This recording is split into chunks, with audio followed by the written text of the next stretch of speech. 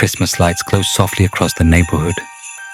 Families laugh inside warm houses, and the world pretends that December is safe. But on the darkest nights of winter, something else wakes up. Something old, something cold, something hungry. Tonight, we unwrap the kind of Christmas stories that never make it into holiday movies. The ones whispered about long after the fire burns out. Welcome to the Fright Scream Dark Christmas Special.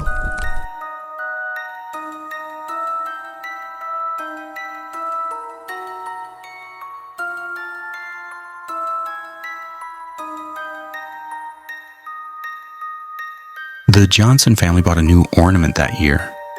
A shiny red bulb with gold trim, hand-blown glass, perfectly reflective, almost too reflective. At first, it was beautiful. It shimmered no matter where you stood. But then, it started turning on its own. Every morning they woke up to find the ornament in a new position, always angled downward, always facing someone. First the baby, then the mother, then the father. They thought it was a prank. Until the night the father stayed up late watching the tree in the darkness. At 2:16 a.m., the ornament rotated, smoothly, silently, until its surface pointed straight at him. He stood up, walked closer, and saw, not his reflection, not the room, but a pair of eyes staring back at him from inside the glass. As he leaned in, a small crack appeared across the ornament, a jagged line splitting the red surface. Something moved behind the crack, something alive. The glass shattered, and a wet, blinking eye fell onto the floor. Not every decoration is meant to be touched, and not every Christmas spirit was ever human.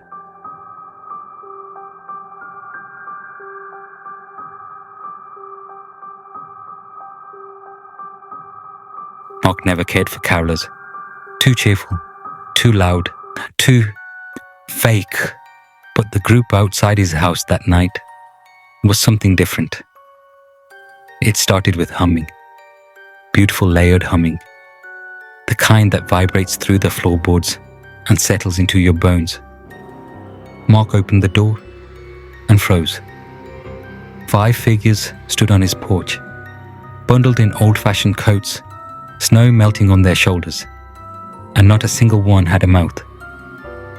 Their skin was smooth where lips should be, stretched tight, pale, stitched shut by nature itself. Yet the humming grew louder, stronger, shaking the windows. One of them stepped forward, holding out a crumpled piece of paper. It read, "Sing with us." Before Mark could slam the door, one of the carolers placed a gloved hand against the glass, revealing fingernails that were far too long and stained with something dark.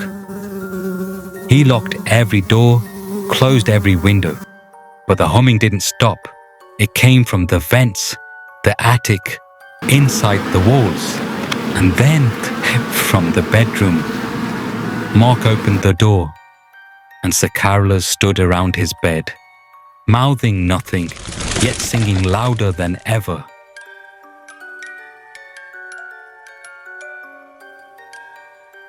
Some songs aren't meant to be heard. Some choirs aren't meant to be seen.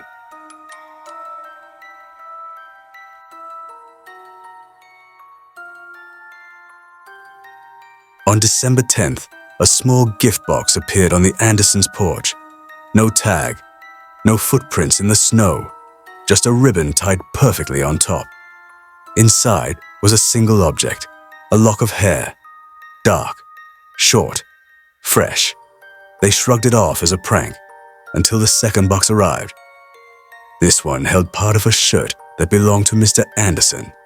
He checked his closet. A piece was missing. The next night, another box. Inside, his wedding ring still warm.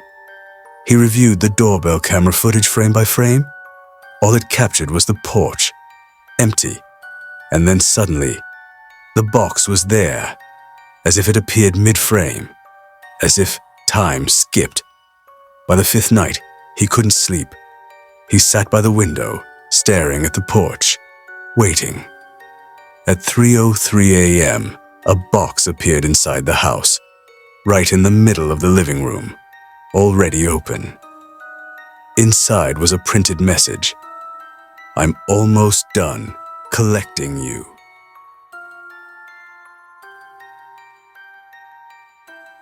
In December, you should only open the gifts meant for you.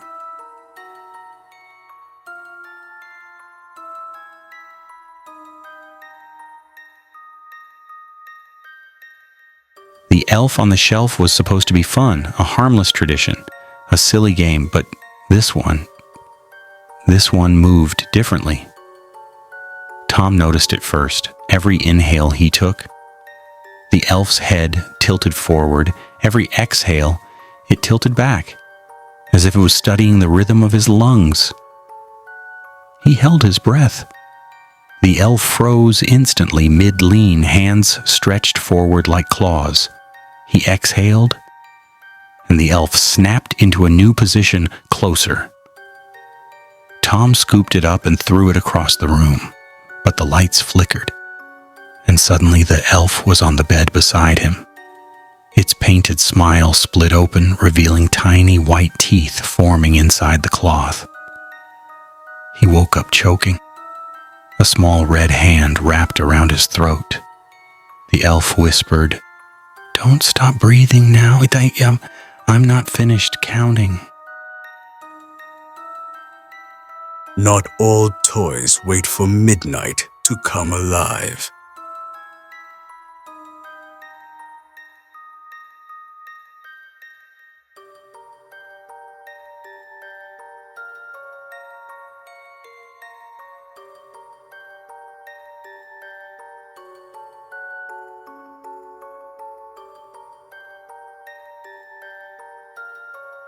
In a quiet little town, it was tradition to kiss beneath the ancient mistletoe hung in the square. Couples said it brought luck, good health, long love. But this winter, the mistletoe wanted something else. People began waking up frozen in place, standing upright, faces drained of color, lips blackened as if frostbitten.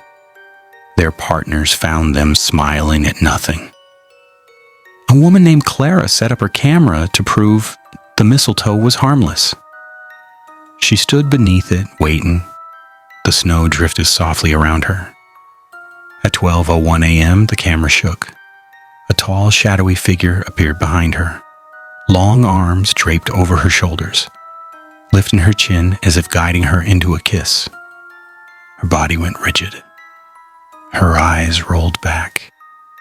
Her lips turned dark, and the shadow leaned in closer. The next morning, Clara was found standing in that same spot, smiling, motionless, eyes gone.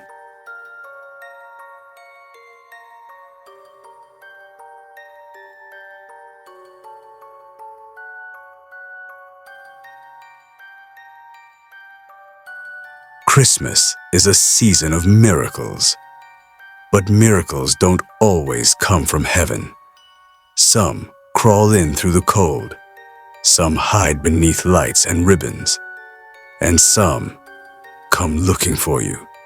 If you hear footsteps on the roof tonight, if you see a figure outside your window, if a gift appears where no one should be, remember, not every Christmas visitor is meant to bring joy. Some just want in.